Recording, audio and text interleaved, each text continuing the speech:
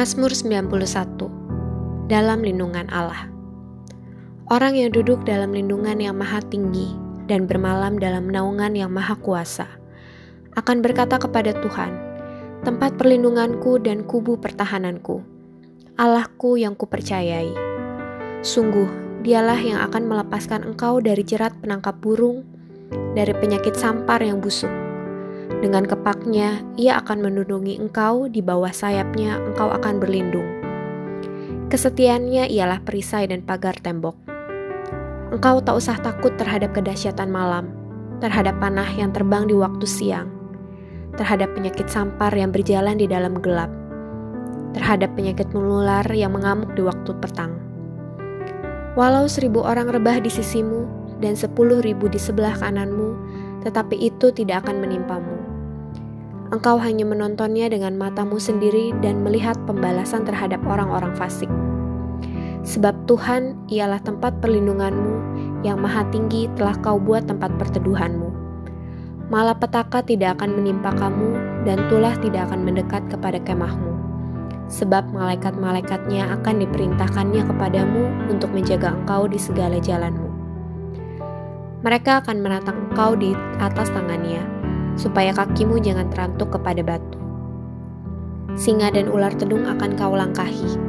Engkau akan menginjak anak singa dan ular naga. Sungguh hatinya melekat kepadaku, maka aku akan meluputkannya. Aku akan membentenginya sebab ia mengenal namaku. Bila ia berseru kepadaku, aku akan menjawab. Aku akan menyertai dia dalam kesesakan. Aku akan meluputkannya dan memuliakannya. Dengan panjang umur akan kukenyangkan dia, dan akan kuperlihatkan kepadanya keselamatan daripadaku. Shalom saudara yang dikasihi Tuhan, mari sama-sama kita perkatakan apa yang dimaksud dengan Pentakosta ketiga. Pentakosta ketiga adalah pencurahan Roh Kudus yang dahsyat di zaman now, melebihi yang terjadi di Azusa Street. Pentakosta ketiga akan mengakibatkan penuaian jiwa yang terbesar dan terakhir sebelum Tuhan Yesus datang kembali. Pentakosta ketiga akan membangkitkan generasi Yeremia, yaitu anak-anak muda yang dipenuhi Roh Kudus, cinta mati-matian kepada Tuhan Yesus, tidak kompromi terhadap dosa, dan akan bergerak untuk memenangkan jiwa. Pentakosta ketiga lahir di Indonesia yang bergerak ke bangsa-bangsa. Gerakan ini dari timur ke barat dan akan kembali ke Yerusalem. Pentakosta ketiga akan memberikan kuasa untuk menyelesaikan amanat agung, dan setelah itu Tuhan Yesus datang kembali. Shalom Gereja Tuhan, tak terasa kita telah memasuki bulan yang baru, dan sebentar lagi kita akan merayakan Natal bersama. Natal berbicara tentang kasih Tuhan kepada kita dan bagaimana kita merefleksikan kasih Tuhan kepada mereka yang berada di sekitar kita. Tuhan Yesus mengasihi Anda. Tuhan Yesus menerima Anda apa adanya. Tuhan Yesus peduli, tidak pernah meninggalkan, dan selalu ada bersama Anda. Selamat hari Minggu, Tuhan Yesus memberkati.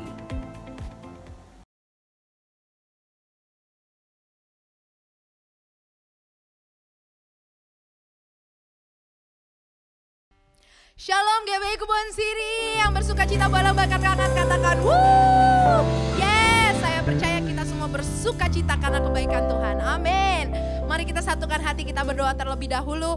Tuhan Yesus, sungguh kami mengucap syukur Bapa, kami bersuka cita Tuhan akan segala kebaikan-Mu di dalam hidup kami ya Bapa. Tuhan, hari ini kami mau datang Tuhan ke bait-Mu dengan penuh ucapan syukur dan bersuka cita Tuhan karena Engkau Allah yang luar biasa. Bapa, biarlah kami boleh datang mempersembahkan persembahan terbaik kami Tuhan. Pujian-pujian kami ya Bapa, semua hanya untuk kemuliaan nama-Mu dan Engkau boleh disenangkan. Terima kasih Tuhan, kami siap untuk memuji Tuhan pada hari ini di dalam nama Tuhan Yesus. Haleluya, amin. Beri kemuliaan bagi Allah kita, haleluya. Mari kita datang ke bait-Nya dengan ucapan syukur dan nyanyikan satu pujian. Haleluya.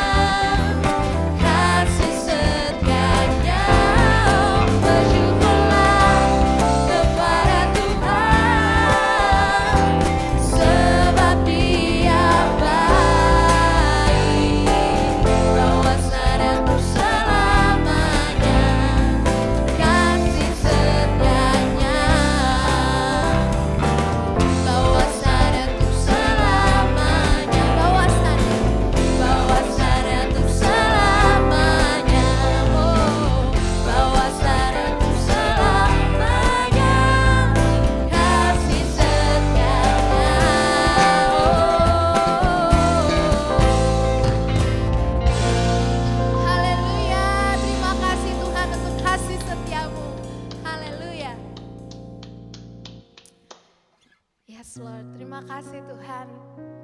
Kalau kami boleh datang ke bait-Mu, kalau kami boleh mengingat Tuhan akan segala kebaikan dan kasih setia-Mu dalam hidup kami. Dan biarlah hari ini Tuhan ajar kami ya Bapa, untuk kami boleh lebih lagi Tuhan berserah akan Engkau. Biarlah Engkau yang memegang seluruh hidup kami ya Tuhan. Yes Lord, Kiara laba shanda yara lata kaya laba. Kiara laba shanda yara laba shaka yara laba shanda yara lata. Ajarku berserah, kuasai mataku, bahwa kau besar menggenggam hidupku,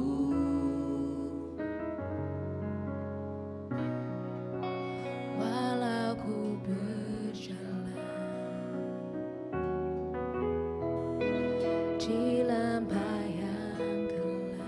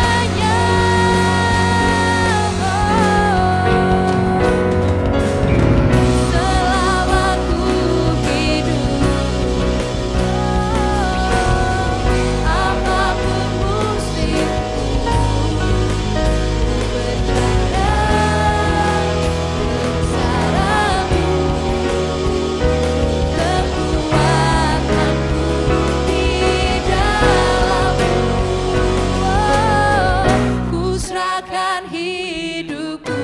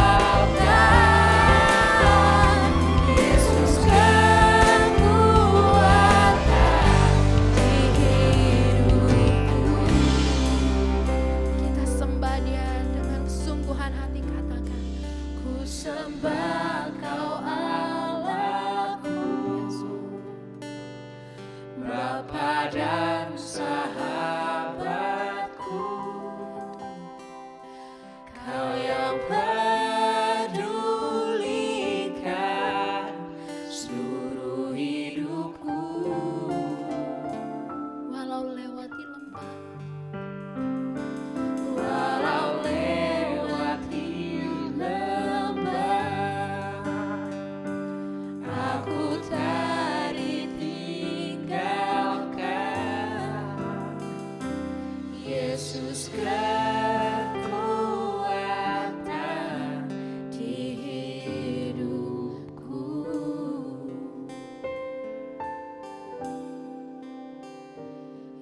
Yesus kekuatan di hidupku. Kau kekuatan kami Tuhan. Yesus kekuatan di hidupku.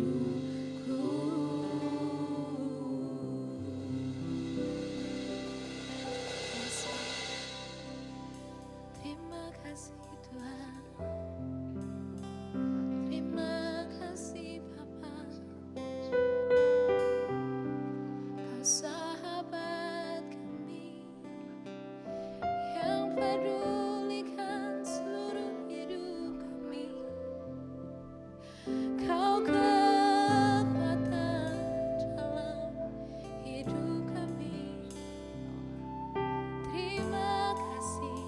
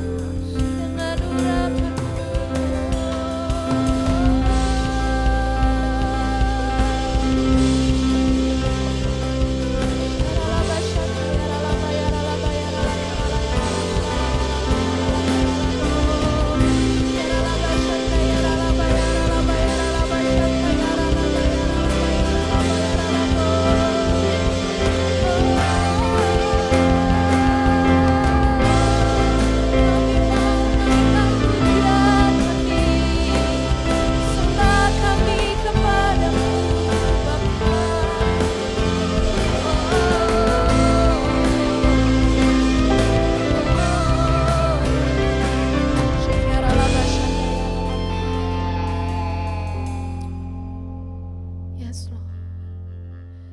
Biarlah segala sembah kami Tuhan, segala pengagungan, kami boleh naikkan ke dalam tahta-Mu ya Bapa. Karena Engkau Allah yang layak untuk kami sembah. Engkau Allah yang layak kami puja Tuhan. Terima kasih Bapa untuk kedahsyatan-Mu, untuk kedaulatan-Mu di dalam hidup kami. Sehingga kami tahu ya Bapa, kami gak pernah Engkau tinggalkan. Kami gak pernah sendiri Tuhan, tapi Engkau ada bersama dengan kami. Menjalani hari demi hari Tuhan, dan mengalami kemenangan demi kemenangan bersama dengan Engkau. Terima kasih Tuhan, terima kasih Roh Kudus. Terus Tuhan, hadirat-Mu memenuhi setiap kami ya Bapa. Urapan-Mu, Roh Kudus-Mu Tuhan, mengalir Bapa, memenuhi setiap hati kami ya Bapa. Setiap hati yang haus dan lapar akan Engkau. Dan biarlah hari ini Tuhan, kami boleh disegarkan oleh setiap firman-Mu ya Bapa, yang akan disampaikan melalui hamba-Mu. Biarlah kami boleh menangkap Tuhan setiap firman-Mu, dan kami boleh menjadi pelaku firman. Di dalam nama Tuhan Yesus, kami siap Bapa, untuk mendapatkan yang terbaik yang daripada-Mu. Di dalam nama Tuhan Yesus. Haleluya.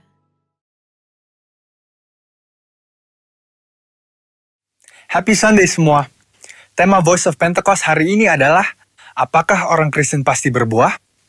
Sebagai orang percaya, hidup kita harus senantiasa berbuah, agar supaya memberikan kesaksian untuk orang lain dan sebagai bukti dari hasil kerja Roh Kudus. Jadi apa itu sebenarnya buah roh? Galatia 5 ayat 22-23 berkata, tetapi buah roh ialah kasih, sukacita, damai sejahtera, kesabaran, kemurahan, kebaikan, kesetiaan, kelemah lembutan, penguasaan diri. Tidak ada hukum yang menentang hal-hal itu. Kalau kita lihat secara biologi, buah adalah sesuatu yang dihasilkan oleh sebuah pohon sebagai bagian dari proses pertumbuhannya. Buah yang dihasilkan oleh sebuah pohon ditujukan untuk menyebarkan benih, Dan proses tersebut bisa melalui berbagai macam cara. Benih tersebut bisa jatuh di tanah, terbawa oleh angin, dimakan oleh binatang atau manusia, dan seterusnya. Demikian juga dengan kehidupan orang Kristen. Hidup kita beberapa kali digambarkan seperti sebuah pohon. Kita ditanam, bertumbuh, lalu menghasilkan buah. Dalam konteks kekristenan, buah roh adalah sesuatu yang keluar dari kehidupan orang percaya setelah bertumbuh dalam Kristus. Dan pada akhirnya, buah tersebut ditujukan untuk menyebarkan benih firman Tuhan kepada semua orang. Ketika seseorang lahir baru dan mempunyai iman percaya kepada Yesus sebagai juru selamat, maka orang itu akan mengalami transformasi dalam kehidupannya yang dikerjakan oleh Roh Kudus.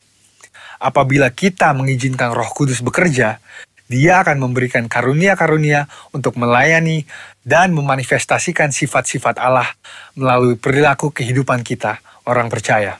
Sebab buah roh bukanlah sifat alamiah, melainkan karakter orang percaya yang diperbaharui karena melekat kepada Kristus. Dan ini merupakan sebuah tanda dari kedewasaan rohani. Sekarang kita akan membahas beberapa pertanyaan yang sering dibicarakan seputar buah roh.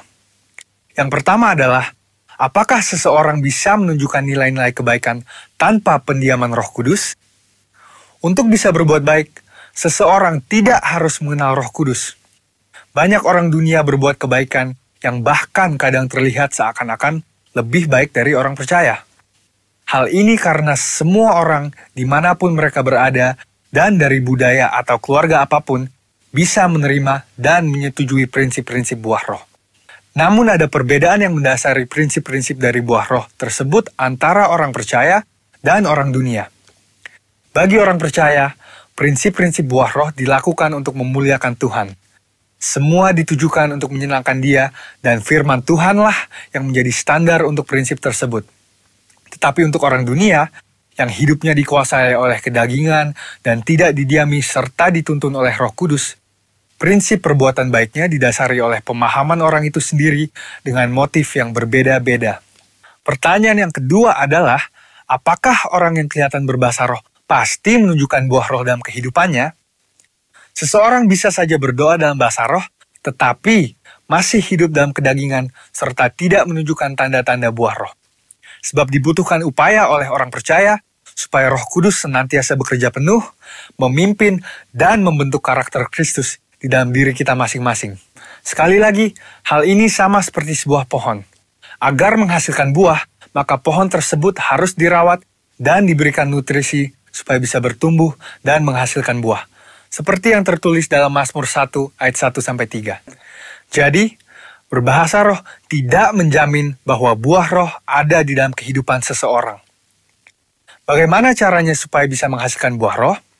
Kita harus melakukan disiplin rohani seperti bersaat teduh, berdoa, berbahasa roh, merenungkan firman Tuhan, bersekutu dalam kul, ikut pelayanan, membantu orang percaya untuk dapat hidup dalam pimpinan Roh Kudus, dan memberikan pelajaran praktis, sehingga mereka pun dapat menghasilkan buah roh dalam kehidupan mereka.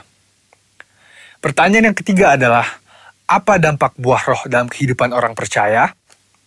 Sama seperti buah yang berasal dari pohon tidak dimakan dan dinikmati oleh pohonnya sendiri, demikian juga halnya dengan buah roh. Buah roh yang dihasilkan oleh orang percaya ditujukan untuk membuat dampak kepada orang lain di sekitarnya. Rasul Paulus mengatakan bahwa orang yang menghasilkan buah adalah orang yang hidup sebagai anak-anak terang. Orang percaya yang menghasilkan buah roh pasti akan berdampak kepada orang lain di sekitarnya. Orang percaya dipanggil dan ditetapkan oleh Tuhan untuk menjadi terang yang dapat dilihat oleh orang lain. Jadi, tujuan akhir dari buah roh adalah supaya lebih banyak orang datang mengenal Tuhan Yesus akibat kesaksian hidup kita. Mari kita mengambil keputusan untuk terus menjaga dan merawat kehidupan rohani kita, supaya nanti pada waktunya, hidup kita juga menghasilkan buah untuk kemuliaan Tuhan. Saudara, untuk penjelasan lebih lengkapnya dari tim teologi kami, jangan lupa buka link yang ada di atas atau scan barcode yang tersedia. Selamat hari Minggu, Tuhan Yesus memberkati.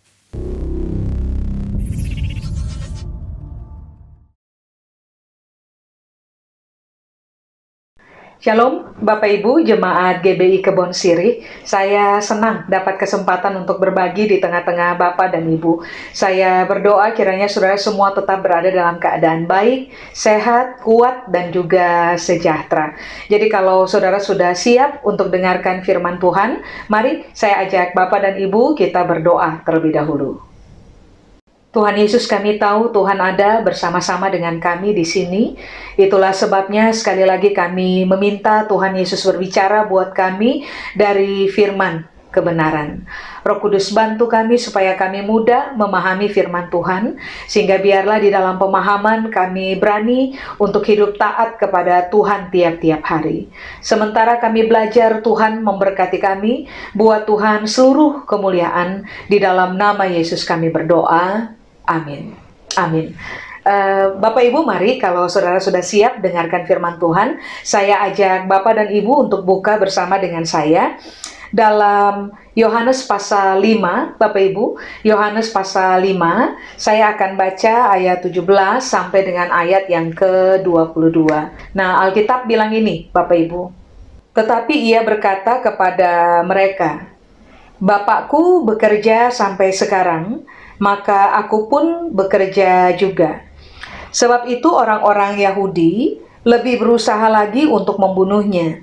Bukan saja karena ia meniadakan hari Sabat, tetapi juga karena ia mengatakan bahwa Allah adalah Bapaknya sendiri, dan dengan demikian ia menyamakan dirinya dengan Allah. 19. Maka Yesus menjawab mereka katanya, Aku berkata kepadamu, sesungguhnya anak tidak dapat mengerjakan sesuatu dari dirinya sendiri, jikalau ia tidak melihat Bapa mengerjakannya. Sebab apa yang dikerjakan Bapa, itu juga yang dikerjakan anak.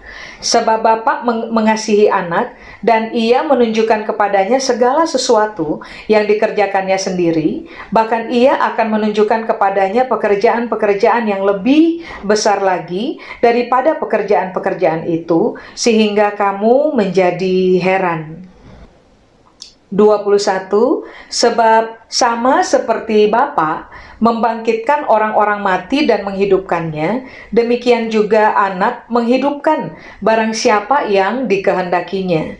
Bapa tidak menghakimi siapapun, melainkan telah menyerahkan penghakiman itu seluruhnya kepada anak. Jadi begini Bapak Ibu, ayat-ayat yang baru saja kita baca itu berkaitan erat dengan realita Bapa dan anak. Hari itu Yesus sedang menjelaskan kaitan antara dirinya dengan Bapa di sorga kepada orang-orang Yahudi. Kalau saudara perhatikan di ayat yang ke-17, ini yang Yesus bilang, Bapakku bekerja sampai sekarang, maka aku pun bekerja juga. Jadi coba saudara soroti, Yesus memposisikan dirinya bahwa begini, kalau Bapaknya tidak kerja, dia tidak akan bekerja. Tetapi dalam realita, karena sampai dengan sekarang Bapaknya bekerja, maka sampai sekarang pula Yesus bekerja. Kita kenal statement ini secara universal, like father, like son. Seperti Bapaknya, demikian pula anaknya. Nah, hal yang harus kita cermati bersama adalah begini. Kalau kita mengaku bahwa Bapaknya kita adalah Bapak itu sendiri, dan kita adalah anak-anaknya, maka seharusnya kita juga memposisikan diri sama seperti Yesus memposisikan diri, like father, like son. Kalau Bapaknya kerja, maka anaknya kerja. Bukan berarti kalau Bapaknya kerja, maka anaknya menganggur. Bukan begitu. Nah, begini Bapak Ibu. Kata bekerja di situ dalam bahasa Yunani menggunakan kata ergasomai. Ergasomai arti yang pertama adalah begini, berkomitmen untuk menyelesaikan sesuatu. Berarti Yesus lagi bilang, kalau Bapa itu adalah tipikal pribadi yang kalau sudah bekerja, maka dia akan berkomitmen sampai apapun yang dia kerjakan itu bisa terselesaikan. Lalu Yesus mengkaitkan dirinya sambil berkata, berarti saya juga. Saya kalau mengerjakan sesuatu, saya akan berkomitmen sampai sesuatu yang saya kerjakan itu selesai. Sudah? 2. Kata bekerja atau ergasomai Artinya adalah begini, memproduksi atau membangun. Berarti Yesus lagi bilang bahwa Bapa adalah pribadi yang memproduksi sesuatu keluar dari dalam kehidupannya, atau yang membangun sesuatu keluar dari dalam kehidupannya. Nah, lalu Yesus bilang, karena Bapa begitu, maka saya pun mengerjakan hal yang sama. Saya bukan orang yang tidak produktif, tetapi saya adalah tipikal yang produktif. Lalu waktu saya mengerjakan apapun, apapun yang saya kerjakan, itu selalu berkaitan dengan membangun sesuatu. Berikutnya, kata bekerja atau ergasomai, pengertian yang ketiga adalah bekerja karena penekanannya itu diarahkan kepada tujuan, ergasomai. Berarti ini yang Yesus bilang, Bapak itu kalau bekerja ada tujuan. Berarti anak pun kalau bekerja ada tujuan pula. Sedangkan kata bekerja atau ergasomai, pengertian yang keempat adalah begini. Bapa adalah pribadi yang bekerja untuk mempertontonkan tindakan dan janjinya. Berarti ini yang Yesus bilang, Bapa itu mempertontonkan tindakan, bukan sekedar main teori. Berarti kalau saya dalam hidup, saya pun akan mempertontonkan tindakan.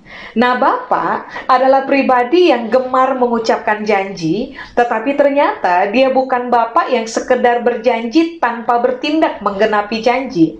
Nah, waktu Yesus memposisikan dirinya bahwa like father, like son, seperti Bapa bekerja, saya juga bekerja, maka ini yang Yesus bilang, kalau Bapa berjanji lalu kemudian Bapa menggenapinya, maka saya pun adalah anak yang berjanji tapi juga menggenapinya. Nah, pada area ini, Bapak, Ibu, dan juga saya perlu mencermati bagaimana kita hidup. Jangan-jangan Bapak adalah pribadi yang berkomitmen untuk menyelesaikan segala sesuatu yang dia kerjakan dan kita tidak. Lalu, jangan-jangan Bapak adalah pribadi yang sangat produktif dan terbiasa membangun apa saja dalam kehidupan, sedangkan kita menjadi orang-orang yang tidak produktif dan tidak terbiasa membangun apapun dalam kehidupan, tapi lebih condong meruntuhkan sesuatu dalam kehidupan. Coba cermati ulang. Bapak adalah pribadi yang bekerja dan terfokus kepada penggenapan tujuan atau pencapaian tujuan. Nah, cermati ulang bagaimana kita hidup. Jangan-jangan kita bekerja tapi tanpa tujuan.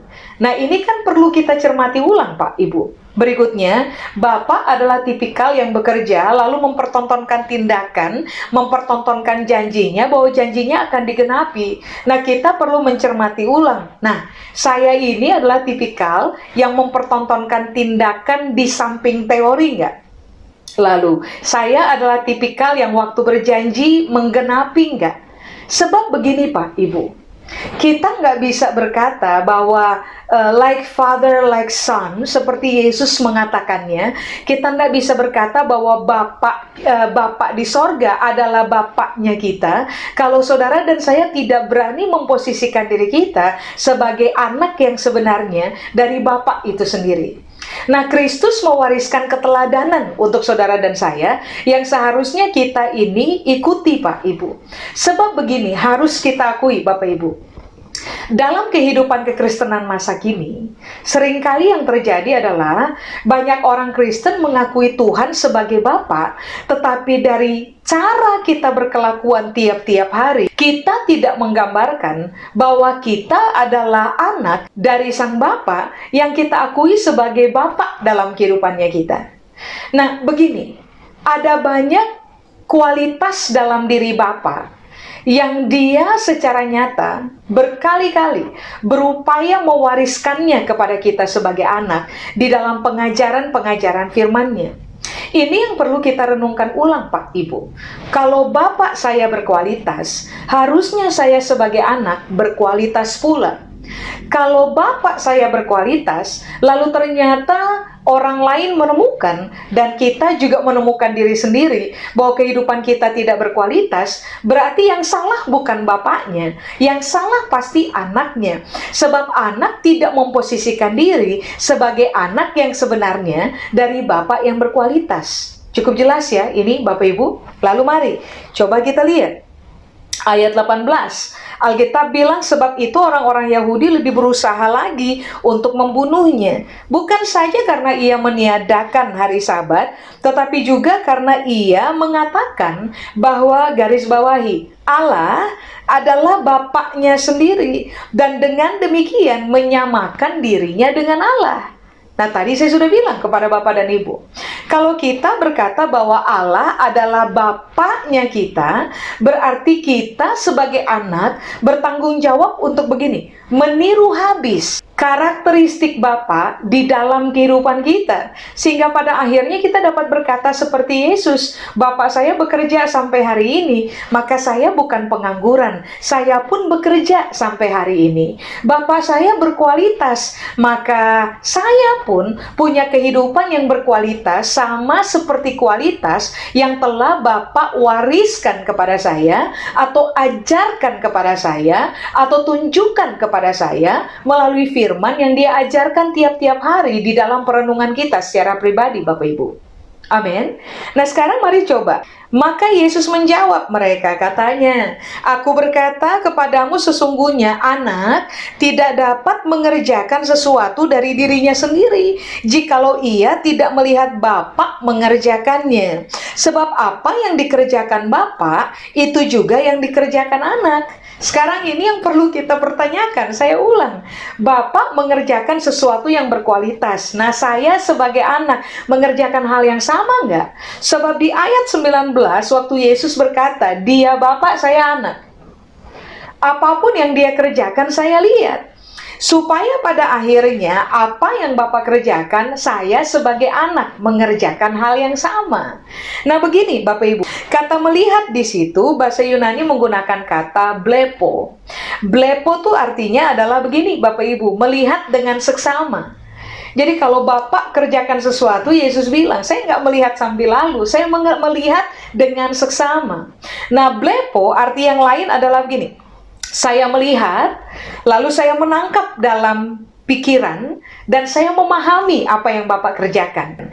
Lalu kata melihat atau blepo, itu artinya adalah mengarahkan pemikiran untuk mempertimbangkan dengan cermat, merenungkan, melihat, memeriksa. Berarti ini yang Yesus bilang, Bapak bikin sesuatu, saya akan amati baik-baik.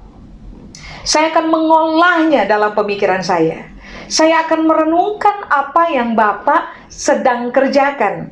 Saya akan periksa apa saja langkah-langkah yang Bapak pilih, sehingga pada akhirnya apa yang Bapak kerjakan mencapai tujuannya. Nah, itu blepo. Berarti kita sebagai anak, kita perlu melihat dengan seksama. Lalu kemudian begini, mengolah dalam pemikiran kita, merenungkan, memeriksa langkah-langkah apa saja yang Bapak wariskan, Bapak kerjakan, Bapak pertontonkan di depan mata saya, yang saya perlu menirunya. Sebab ternyata begini Bapak Ibu, Bapaknya kita itu bukan sekedar ngomong. Dia nggak suruh kita untuk hidup kudus. Dia memperlihatkan kehidupan kudus. Dia nggak sekedar suruh saudara dan saya taat. Dia memperlihatkan kualitas dari ketaatan. Dia memperlihatkannya kepada saudara dan saya, supaya pada akhirnya kita bisa melihat dengan seksama, menangkapnya dalam pemikiran kita, merenungkannya, mengolahnya. Lalu kemudian Alkitab bilang, mempertimbangkannya, kita menjadi tercermat dalam pengamatan, kita memeriksa langkah-langkah apa saja yang Bapak kerjakan, lalu kemudian kita akan mengerjakan hal yang sama. Begini Pak Ibu, dalam kerajaan Allah, kepemimpinan yang diajarkan adalah kepemimpinan yang membapai. Semua bapak itu pasti pemimpin, tapi tidak semua pemimpin adalah bapak. Makanya kalau toh saudara dan saya ada pada sebuah posisi tertentu, contoh, di dalam organisasi saudara dan saya menduduki posisi paling tinggi. Di dalam rumah tangga, saudara adalah bapak rumah tangga, kepala keluarga. Maka dengarkan ini baik, jadilah bapak. Jangan hanya sekedar mau jadi pemimpin tanpa menjadi bapak. Sebab Tuhannya kita memperkenalkan dirinya bukan sebagai pemimpin. Dia memperkenalkan dirinya sebagai Bapa yang memimpin. Nah, di dalam kehidupan kekristenan hari-hari terakhir ini, begini Bapak Ibu, ada terjadi yang disebut dengan istilah fatherless. Ketiadaan Bapa dalam fungsi. Secara kita paham betul, Tuhannya kita di dalam nama Yesus Kristus yang kita panggil dengan istilah Bapa, dia menjadi pribadi yang sangat berfungsi.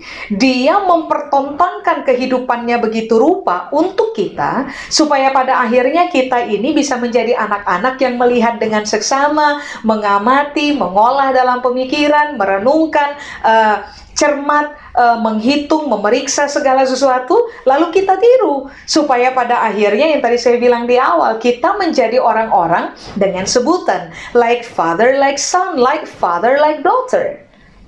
Harusnya kan itu yang terjadi.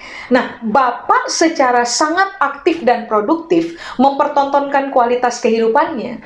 Masalahnya adalah begini, ada banyak orang tidak memposisikan diri sebagai anak seperti Yesus memposisikan diri. Sehingga pada waktu saudara dan saya gagal memposisikan diri sebagai anak, yang terjadi adalah begini. Kualitas ilahi yang Bapak punya, yang harusnya terserap oleh kita, gagal kita serap. Sehingga pada akhirnya waktu saudara dan saya gagal menyerap kualitas ilahi dalam diri Bapa untuk kehidupan kita, yang terjadi adalah begini. Pada posisi tertentu yang tadi saya bilang, waktu kita ada di organisasi, waktu kita ada dalam posisi sebagai kepala keluarga, saudara dan saya pada akhirnya ditemukan sebagai orang yang gagal berfungsi sebagai anak yang merepresentasikan kualitas dari Bapak yang harusnya kita tiru dalam kehidupan. Makanya begini Bapak Ibu, cermati saja, semakin kesini kualitas kehidupan orang-orang Kristen menjadi semakin tidak teruji dalam kualitas. Kalau ditanya, apa yang salah? Apakah Bapak yang salah? Sebenarnya adalah begini, karena bukan Bapak yang salah, bukan firman-Nya yang salah, tetapi rata-rata yang terjadi adalah begini. Waktu Bapak mempertontonkan kualitasnya di dalam kehidupan kita melalui pengajaran firman-Nya, yang terjadi adalah kita tidak melihat, Bapak Ibu. Sebagai anak, kita tidak blepo. Kita tidak mengamati dengan seksama, melihat dengan seksama apa yang Bapak pertontonkan di depan matanya kita. Kita tidak mengolahnya dalam pemikiran kita. Kita tidak merenungkan, kita tidak mengamati, kita tidak memutuskan untuk memeriksa ulang bagaimana kualitas Bapak, apakah saya sudah mengikuti Bapak punya kualitas atau tidak. Nah, hal inilah yang membuat pada akhirnya saudara dan saya mungkin bisa jadi pemimpin, tapi kita gagal menjadi Bapak. Bapak dalam organisasi, Bapak dalam hubungan, Bapak dalam rumah. Sehingga cermati saja, anak-anak yang kita hasilkan pun akan lebih banyak adalah anak-anak yang tidak teruji dalam kualitas. Begini Bapak Ibu, di dalam kehidupan kekristenan ada yang disebut dengan istilah fathering, ada juga yang disebut dengan istilah sonship. Pembapaan dan keanaan, kalau boleh saya pakai kata itu, keanaan. Artinya kita harus memberi diri kita menjadi orang-orang yang meniru habis kualitas Bapak untuk kehidupannya kita, supaya pada akhirnya saudara dan saya akan ada pada posisi menjadi Bapak juga, menjadi orang tua juga bagi orang lain. Nah, kalau sebagai anak kualitas kehidupan kita teruji, maka waktu saudara dan saya memposisikan diri atau kita ada pada posisi menjadi orang tua bagi orang lain, menjadi Bapak bagi orang lain, maka saudara dan saya akan dikenal sebagai orang-orang yang bukan hanya sekedar berteori, tetapi kita mengajarkan orang lain dan kita menghidupi apa yang kita ajarkan, supaya pada akhirnya ketika orang melihat kita punya kehidupan, maka yang terjadi adalah adalah mereka dapat meniru apa yang telah kita wariskan kepada mereka dalam realita posisi kita sebagai bapa, sebagai orang tua kepada orang-orang di sekeliling kita. Amin. Nah, ini yang perlu kita cermati ulang. Sebagai anak saya gagal nggak? Kalau saya gagal menjadi anak yang berkualitas, maka waktu saya menjadi bapak, atau saya ada pada posisi yang seharusnya saya jadi bapak, seharusnya saya menjadi orang tua, kita akan bermain hanya sekedar kepada titik pemimpin aja, tanpa terfokus untuk menghasilkan anak-anak dengan kualitas sama seperti kehidupan kita. Begini Pak Ibu, rata-rata kepemimpinan tanpa pembapaan itu mewariskan aturan, militer, kewajiban, hukuman. Tetapi cermati, kepemimpinan pembapaan itu hal paling pertama yang ditawarkan adalah hubungan, komunikasi, tangan yang terentang, sangat panjang gitu, keterbukaan untuk mengundang datang, menerima, memberikan peluang, memahami, menjadi sabar. Karena begini, Bapak melakukan hal tersebut buat kita. Nah, seharusnya kita mengalami hal yang sama dalam hidupnya kita, supaya kalau toh Tuhan percayakan orang-orang di dalam kepemimpinan kita, entah dalam organisasi, entah di dalam rumah, maka kita akan berfungsi bukan sekedar pemimpin yang otoriter, pemimpin yang sangat militer, pemimpin yang tidak ada komunikasi, tetapi saudara dan saya akan menjadi orang tua yang sangat membapai gitu. Karena tujuan akhirnya adalah anak-anaknya kita itu harus punya kualitas yang sama seperti kita. Cuman yang tadi saya bilang, kalau bapak berkualitas, anak harusnya berkualitas. Nah, sekarang kalau bapak berkualitas dan anak tidak berkualitas, berarti ada yang salah pada anaknya. Cukup jelas ya ini Bapak Ibu? Coba, sekarang saudara lihat ayat 20. Alkitab bilang ini Bapak Ibu, sebab Bapak mengasihi anak dan ia menunjukkan kepadanya segala sesuatu yang dikerjakannya sendiri.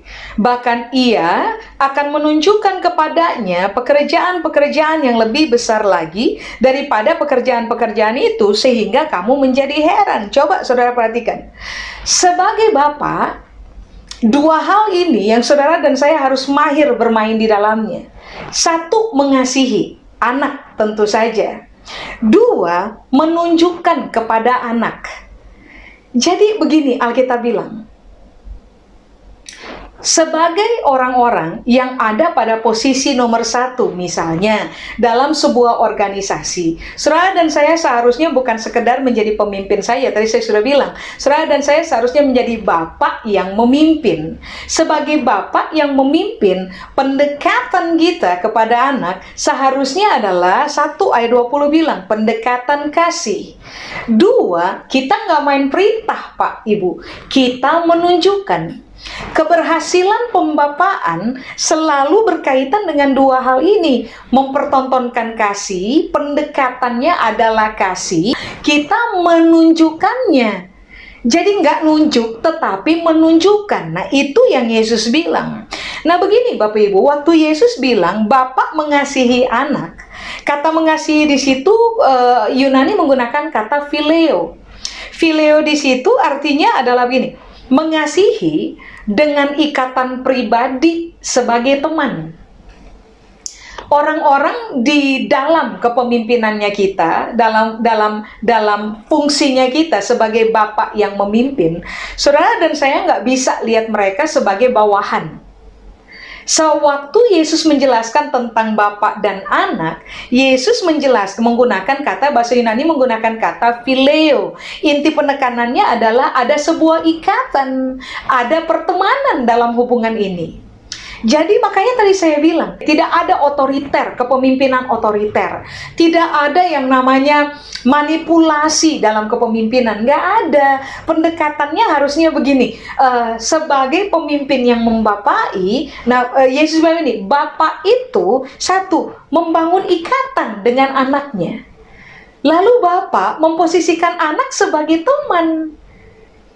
Kalau kita memposisikan orang-orang di dalam kepemimpinan kita sebagai teman, Pak, Ibu, jadi kita lebih nyantai mengkomunikasikan segala sesuatu.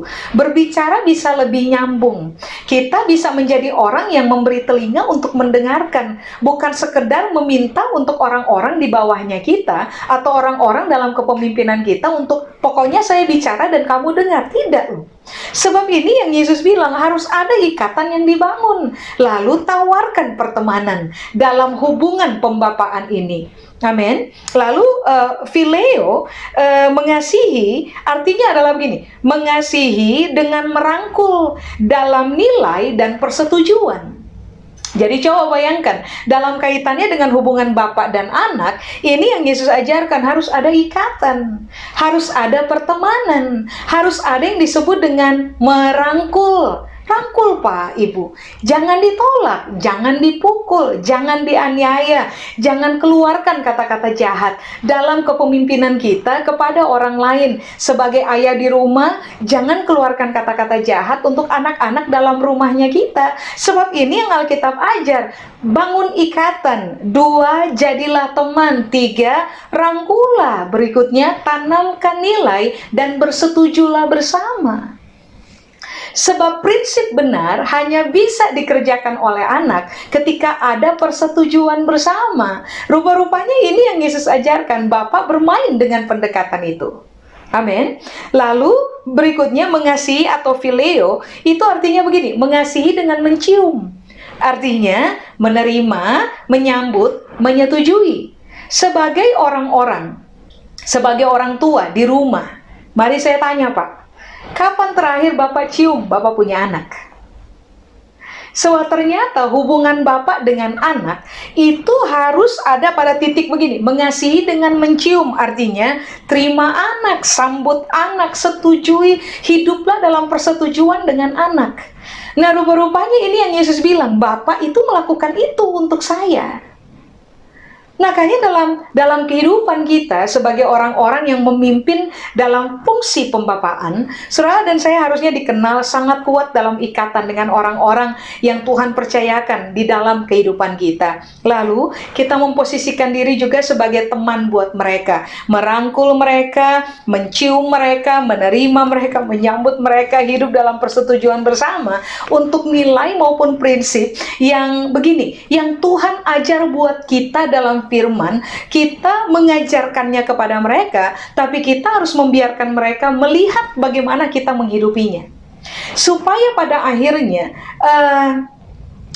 kita menjadi sama serupa seperti Bapa, tetapi anak-anak yang Tuhan percayakan kepada kita menjadi juga serupa dengan kita karena kita serupa dengan Bapa di sorga.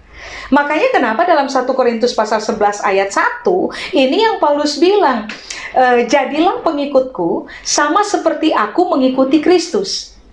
Kristus adalah Bapaknya kita. Kita perlu menjadi anak yang sangat berkualitas supaya semua kualitas dalam diri Kristus itu termanifestasi dalam kehidupan kita. Setelah itu, saudara dan saya harus mulai bertumbuh. Lalu jadilah orang tua bagi orang lain.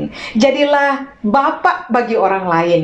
Nah, ingat begini Pak Ibu, untuk menjadi bapak bagi orang lain, ini tidak ada kaitannya dengan realita gender. Saudara mau laki-laki, saudara mau perempuan, kalau saudara bisa berfungsi sebagai orang tua yang berkualitas dan sangat teruji, maka kualitas kehidupan saudara akan mudah dilihat oleh anak-anak atau orang-orang yang Tuhan percayakan dalam kepemimpinan kita, sehingga pada akhirnya mereka mudah meniru kualitas Kristus di dalam kita. Nah, tadi saya bilang kepada Bapak dan Ibu bahwa begini, kalau bapaknya berkualitas, lalu anaknya tidak berkualitas, berarti ada yang salah dalam kehidupan anak. Makanya begini, sebelum orang jadi bapak, orang harus belajar dulu bagaimana cara menjadi anak dengan benar. So, kalau kita sudah menjadi anak dengan benar, nanti sekali waktu kita menjadi orang tua, menjadi bapak dalam kehidupan, saudara dan saya akan menjadi bapak yang sangat berkualitas, lalu mahir mempertontonkan apa yang kita yakini dalam kehidupan benar kepada orang-orang di sekeliling kita, sehingga mereka bukan hanya sekedar dengar pengajaran kita, tapi mereka juga meniru habis kualitas kehidupan kita. Amin. Nah, begini Bapak Ibu. Bagaimana jika bapaknya tidak berkualitas? Percayalah Pak Ibu. Bapak berkualitas, anak harusnya berkualitas. Kalau bapak berkualitas, anak tidak berkualitas, berarti ada yang salah pada anak. Kalau anak tidak berkualitas dan kemudian karena bapak tidak berkualitas, maka yang harus memperbaiki diri adalah bapaknya. Amin. Lalu bagaimana dengan realita begini? Kalau bapaknya tidak berkualitas, lalu ternyata kemudian anaknya berkualitas, nah itu kasih karunia. Dan anak itu mengambil keputusan untuk menjadi anak yang sebenarnya, berfungsi menjadi anak yang sebenarnya, sehingga pada akhirnya anak itu akan bertumbuh menjadi anak berkualitas yang saya jamin kalau anaknya sudah berkualitas, besok-besok kalau dia jadi orang tua, dia pun pasti akan menjadi orang tua yang berkualitas. Nah, bagaimana kalau bapaknya tidak berkualitas? Pak, bertobatlah. Bagaimana kalau pemimpinnya nggak berkualitas? Bapak Ibu, bertobatlah. Kita perlu berkualitas. Nah, mari saya angkat Kolose pasal 3 untuk kita bersama. Kolose pasal 3, ayat 21. Alkitab bilang begini Bapak Ibu. Hai bapak-bapak, janganlah sakiti hati anakmu, supaya jangan tawar hatinya. Jadi Alkitab udah bilang dari awal buat kita, sebagai orang tua, sebagai pemimpin yang membapai, sebagai bapak di rumah, sebagai kepala keluarga di rumah, Alkitab bilang janganlah sakiti hati anakmu, supaya jangan tawar hatinya. Kalau bapak ibu dan juga saya sebagai orang tua terbiasa menyakiti hati anak, pahamilah Pak Ibu, anaknya kita akan tawar hati. Makanya tadi saya bilang, kalau bapak tidak berkualitas, anak tidak berkualitas. Nah, salah satu contoh tidak berkualitas, Kolose pasal 3 ayat 21 bilang, anaknya akan tawar hati. Nah, apakah tawar hati? Tawar hati Yunani menggunakan kata atimeo. Atimeo itu artinya begini, anaknya akan menjadi orang tanpa roh. Artinya, anak yang dididik oleh bapak yang tidak berkualitas akan bertumbuh menjadi anak yang sangat kedagingan dan bukan anak yang hidup dalam roh. Kenapa anak kita menjadi sangat kedagingan?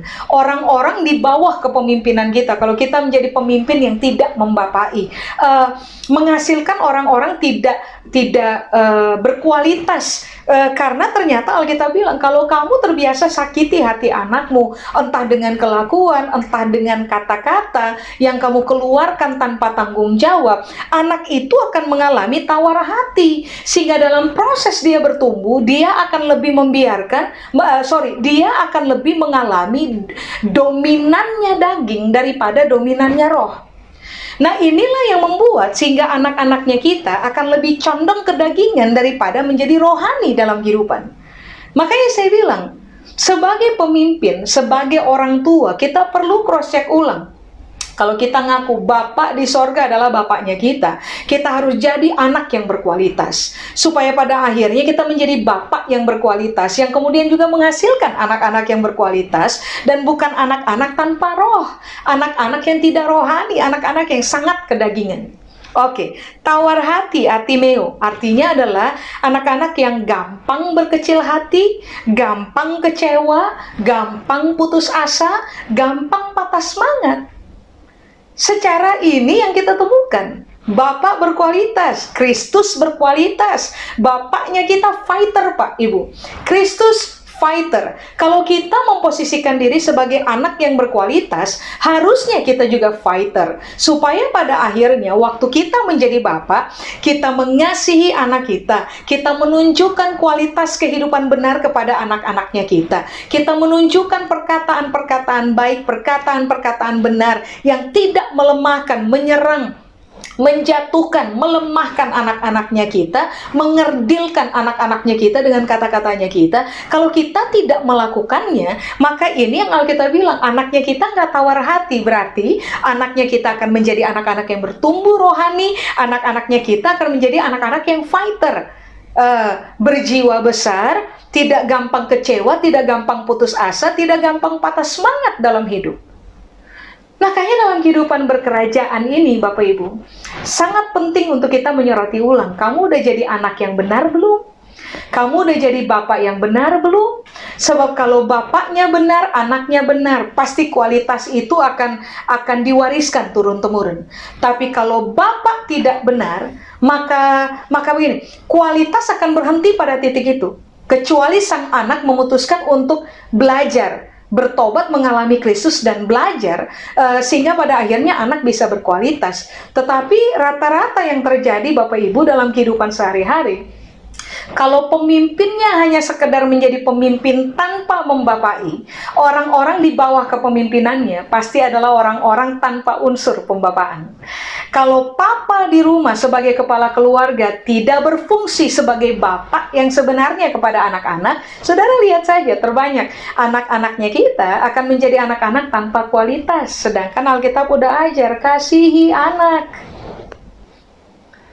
Amin. Nah, bagaimana supaya kalau Bapak berkualitas, kita pun menjadi berkualitas? Amsal pasal 23 ayat 19 bilang ini buat kita, Bapak Ibu. Kalau mau jadi anak berkualitas, sebab tadi saya bilang, ada bapak berkualitas tapi anak nggak berkualitas. Padahal seharusnya kalau bapak berkualitas, anak pun harus berkualitas. Kalau sampai saudara dan saya menemukan diri kita bahwa iya, saya belum teruji dalam kualitas. Nggak apa-apa Pak, Ibu, mari hari ini kita putuskan bersama. Mari jadi bapak, berfungsi jadi bapak, berfungsi jadi orang tua. Tiru kualitas yang Tuhan wariskan kepada kita dari firman-Nya. Latih diri tiap hari untuk hidup benar. Supaya pada akhirnya waktu anak-anak kita mencermati bagaimana kita hidup, maka yang akan terjadi adalah mereka akan meniru kehidupan kita, kualitas kita, sehingga dari hidupnya kita akan menghasilkan anak-anak berkualitas. Sekarang begini, bagaimana supaya bisa menjadi anak berkualitas yang terus-menerus mewariskan tongkat estafet kepada keturunan berikutnya. Jadi dari garis keturunannya kita harusnya itu, bapak saya berkualitas, anak saya berkualitas, cucu saya berkualitas. Nah, itu harus kita bangun.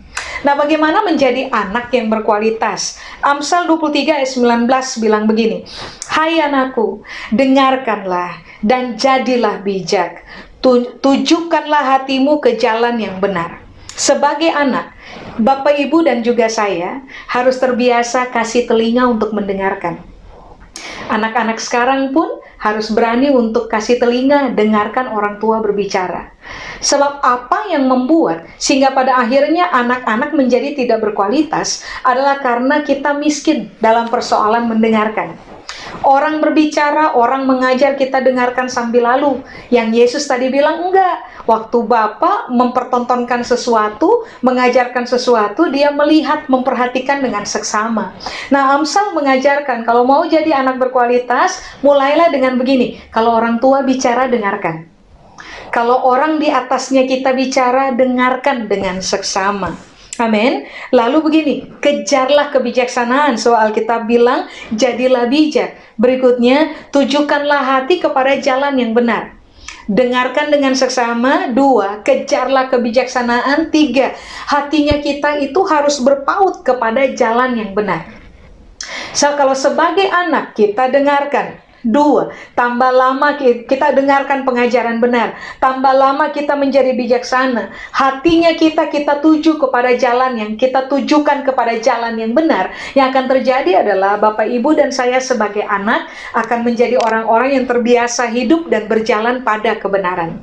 Itu yang membuat pada akhirnya pembapaan itu akan berhasil, dan sonship kita sebagai anak pula akan menjadi anak-anak yang berhasil karena kita meniru habis apa yang berkualitas yang diwariskan oleh pemimpin kita yang adalah bapaknya kita, orang tuanya kita yang ternyata berfungsi sebagai bapak yang sebenarnya. Mari kita perlu berlomba-lomba bersama untuk menghasilkan orang-orang berkualitas dalam kehidupan kita. Supaya pada akhirnya saudara dan saya akan menjadi orang-orang yang puas menjalani kehidupan. Karena kita melihat tambah lama kehidupan kita semakin serupa dengan Kristus. Dan orang-orang yang kita didik dalam kehidupan menjadi semakin lama semakin serupa dengan Kristus. Makanya di ayat 21 Alkitab bilang gini, sebab sama seperti Bapa membangkitkan orang orang-orang mati dan menghidupkannya, demikian juga anak menghidupkan barang siapa yang dikehendakinya. Berarti ayat 21 Alkitab bilang ini, seperti yang Bapak kerjakan, anak akan mengerjakan hal yang sama. Kalau kita berfungsi dengan benar sebagai anak, seperti Bapak berkualitas, maka saya pun akan berkualitas. Lalu di ayat 22, Bapa tidak menghakimi siapapun, melainkan telah menyerahkan penghakiman itu seluruhnya kepada anak. Pada akhirnya, tongkat estafet itu akan diterima oleh semua anak.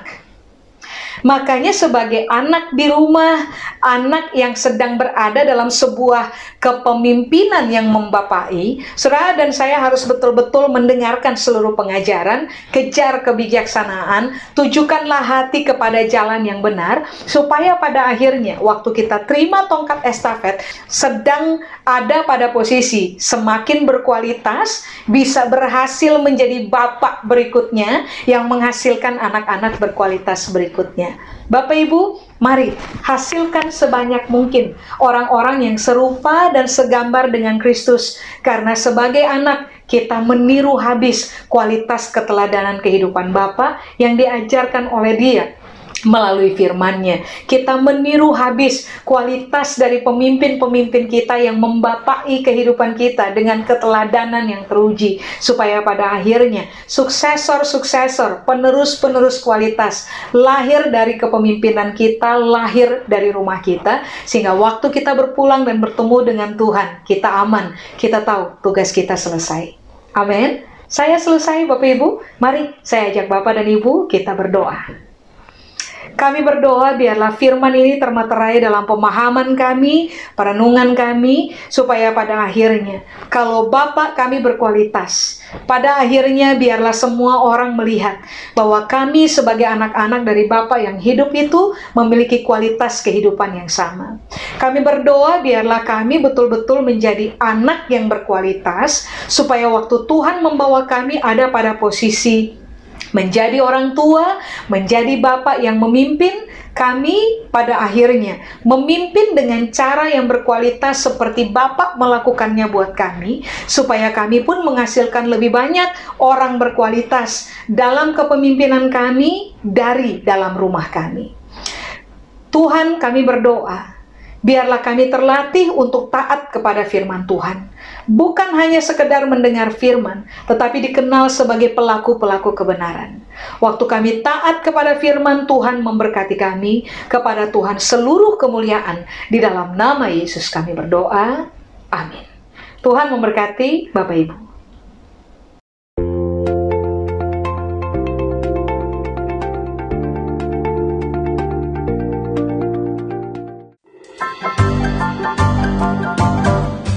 Terima kasih, Anda telah mengikuti ibadah online pada hari ini.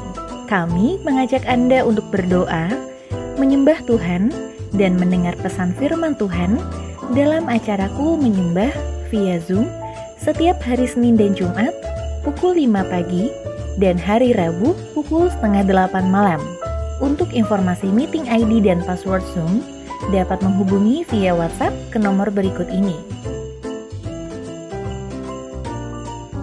Ibadah Minggu tetap dapat Anda ikuti secara online melalui YouTube channel GBI Kebon Siri atau melalui aplikasi RCTI Plus. Anda dapat mengunduh aplikasi RCTI Plus di Apple Store atau Play Store.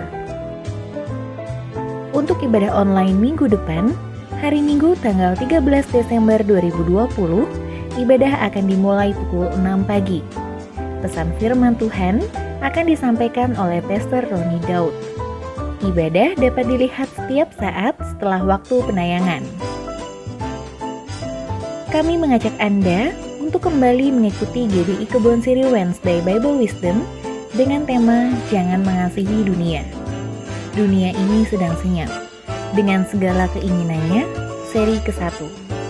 Pada hari Rabu, tanggal 9 Desember 2020, pukul 6 pagi, bersama Pastor Aruna Wiryolukito.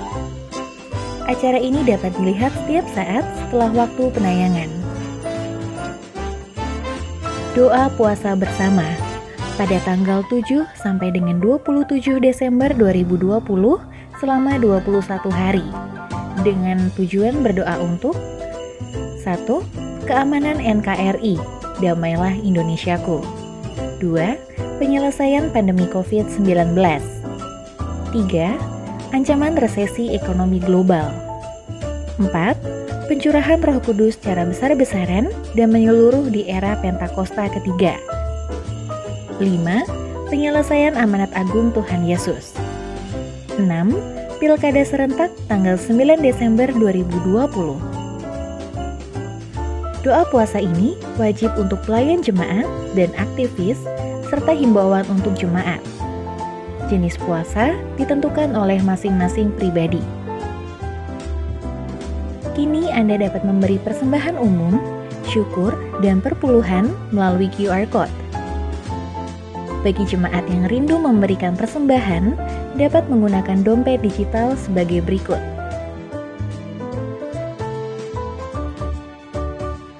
Buka aplikasi e-payment yang akan digunakan. Scan QR Code yang tertera di layar.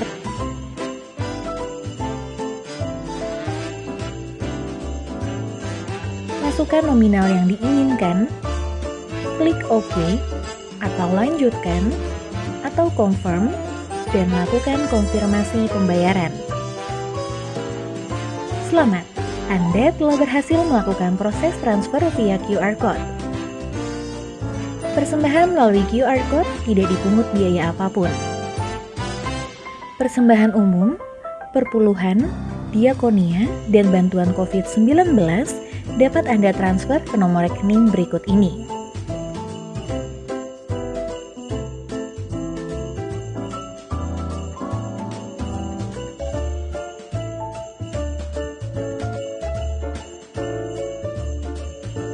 Demikian GBI Kebon Siri News Flash hari ini. Tuhan Yesus memberkati.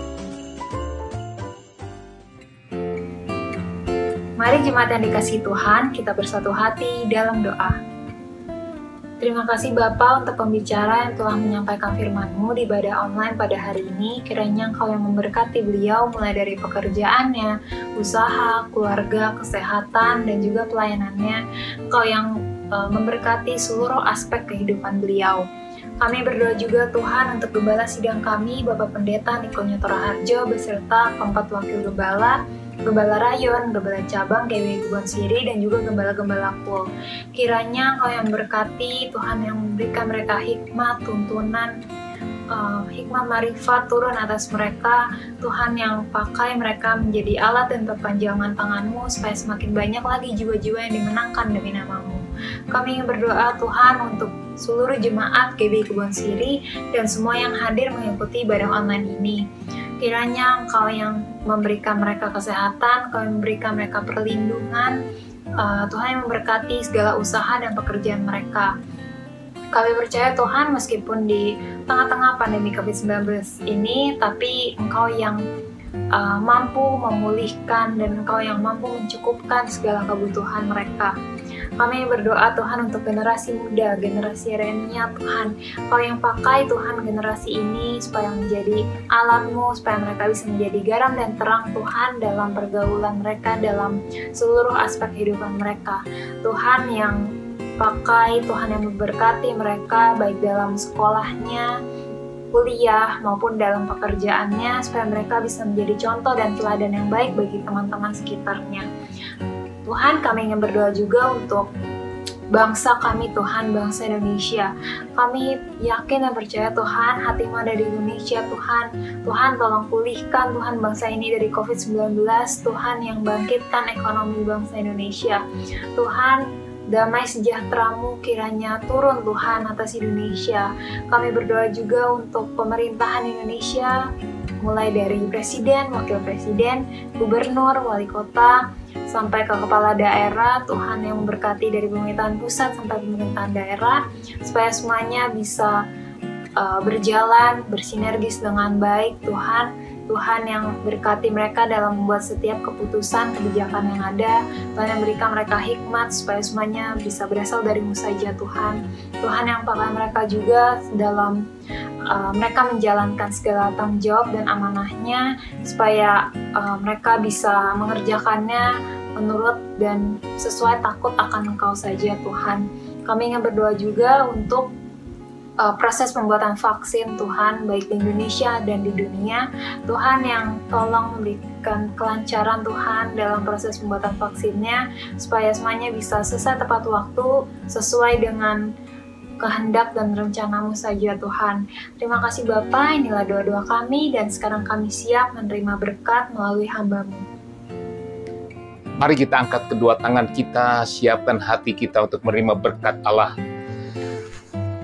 Saudara-saudara yang dikasihi Tuhan Yesus, terimalah berkat sukacita, damai sejahtera, kasih karunia yang berlimpah-limpah dari Allah Bapa, di dalam anak yang tunggal Tuhan Yesus Kristus, persekutuan yang manis dengan Roh Kudus menyertai saudara-saudara mulai saat ini, hingga Tuhan Yesus datang kedua kali menjemput saudara-saudara di awan-awan, dan sampai selama-lamanya.